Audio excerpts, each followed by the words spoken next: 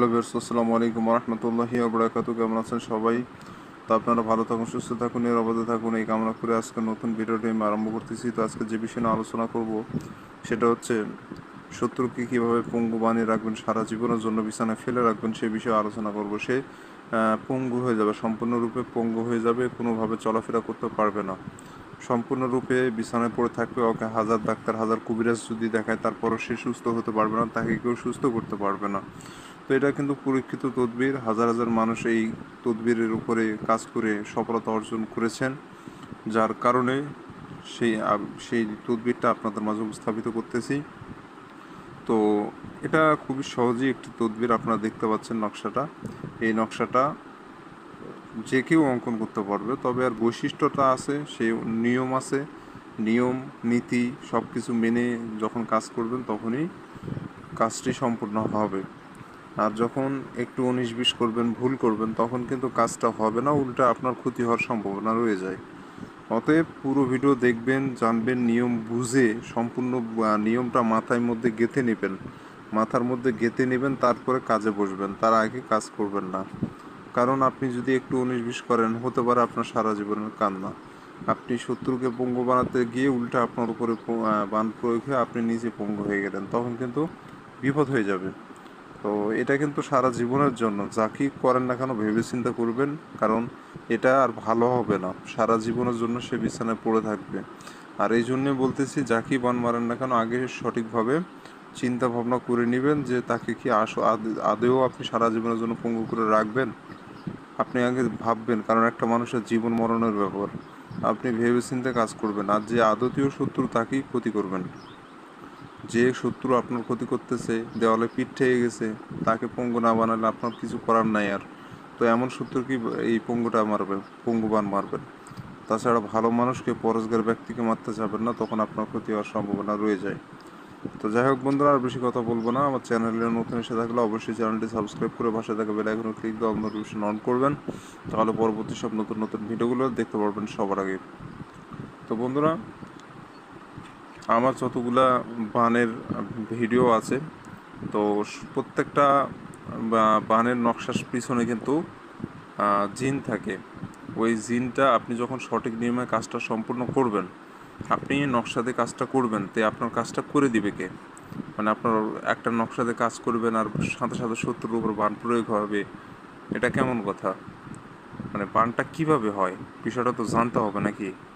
আপনি যখন এই নিয়মে কাজটা করবেন, তখন এই নকশার পিছনে যে হুকুমের গোলামের জিন রয়েছে, মানে নকশার গোলাম হয়ে থাকে সে জিনটা। তো ওই জিনটা যখন আপনি সঠিক নিয়মে কাজ করবেন, ওই জিনটা চলে যাবে আপনার শত্রুর, যেখানে শত্রুর নাম যেটা দিবেন সেই শত্রুর কাছে চলে যাবে এবং সেই শত্রুকে বানটা মেরে দিবে। তো এই জিনগুলো নকশার পিছনে মানে কতদিন থাকে? তো প্রত্যেকটা জিনের ওয়াদা থাকে, কেউ থাকে 100 বছর, কেউ 150 বছর, কেউ 50 বছর, মানে এক একটার মেয়াদ আছে। সেই মেয়াদ যখন পুরে যাবে, তখন ওই জিনটা নকশার পিছন থেকে চলে যায়, তখন ওই নকশাতে হাজারবার কাজ করলেও কাজ হয় না। তো এমনই মক্কেল ছাড়া বা জিন ছাড়া নকশা ইউটিউবে দেখতেছি অনেক কবিরাজ দিচ্ছে, আপনারা কাজ করতেছেন কিন্তু কাজ হচ্ছে না। তো কাজ না হওয়ার পিছনে এটাও বিশাল একটা কারণ হয়ে থাকে। তো যাই হোক বন্ধুরা, স্ক্রিনে যে নকশা দেখতে পাচ্ছেন, এটা দিয়ে মূলত পঙ্গবান মারতে হবে। তো এটা করতে গেলে আপনাকে সর্বপ্রথম সাদা কাগজ সংগ্রহ করতে হবে, সাদা কাগজের উপরে সম্পূর্ণ নকশাটা আপনাকে লিখতে হবে।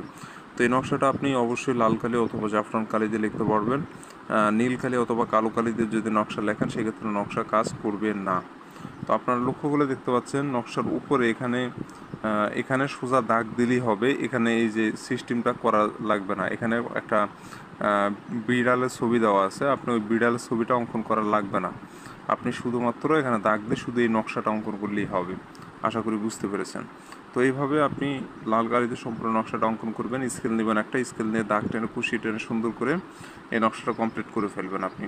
তো বন্ধুরা, যখন নকশা অঙ্কন করবেন, দিনটা অবশ্যই শুক্রবার অথবা শনিবার, এই দুই দিনে যে কোনো একদিনে করতে পারবেন। এই দুই দিনে যে কোনো একদিন ধার্য করে আপনি নকশাটা লিখবেন। অন্য দিনে যদি নকশা অঙ্কন করেন, সেক্ষেত্রে নকশা কিন্তু কাজ করবে না। আশা করি বুঝতে পেরেছেন। তো যখন নকশা অঙ্কন করবেন, রাতে অঙ্কন করার চেষ্টা করবেন।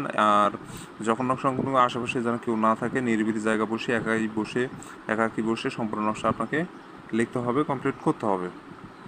তো বন্ধুগণ, যখন নকশা লিখবেন কারোর সাথে কোনো প্রকার কথাবার্তা বলা যাবে না, কারোর সাথে কোনো প্রকার কথা বলবেন না। তো যাই হোক, যখন নকশা কমপ্লিট হবে নকশার নিচে শত্রুর নাম এবং তার পিতার নাম লিখতে হবে। নকশার এখানে উল্লেখ করে দেওয়াই আছে, শত্রুর নাম দিবেন, তারপরে শত্রুর পিতার নামটা দিয়ে দিবেন ওখানে নিচে, নকশার নিচে আপনারা দেখতেই পাচ্ছেন।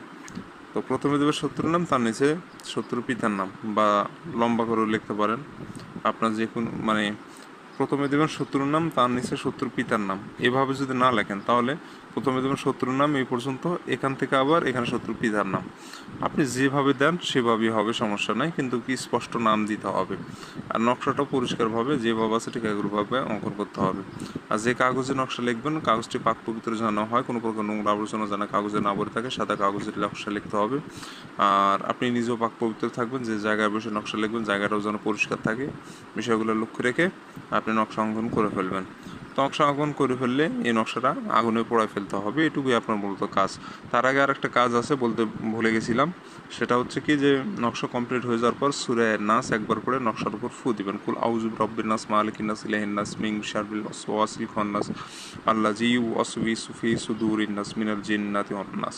তো এটা পড়ে একবার নকশার উপরে ফু দিয়ে দিবেন। ফু দেওয়ার পর নকশার কাজ শেষ, এই নকশা এখন আগুনে পোড়ায় ফেলবেন, আপনার কাজ শেষ। আপনি অপেক্ষা করবেন, অল্প সময়ের মধ্যে আপনার শত্রু পঙ্গু হয়ে যাবে। আর যারা অনুমতি নেবেন চ্যানেল সাবস্ক্রাইব করে কমেন্টের নাম লিখবেন, অনুমতি পেয়ে যাবেন, কারণ আপনার নাম না জানলে অনুমতি দিব কীভাবে। তো যাই হোক, চ্যানেল সাবস্ক্রাইব অবশ্যই করতে হবে। চ্যানেল সাবস্ক্রাইব না করে যারা কমেন্টের নাম লিখবে তারা অনুমতি পাবেন না।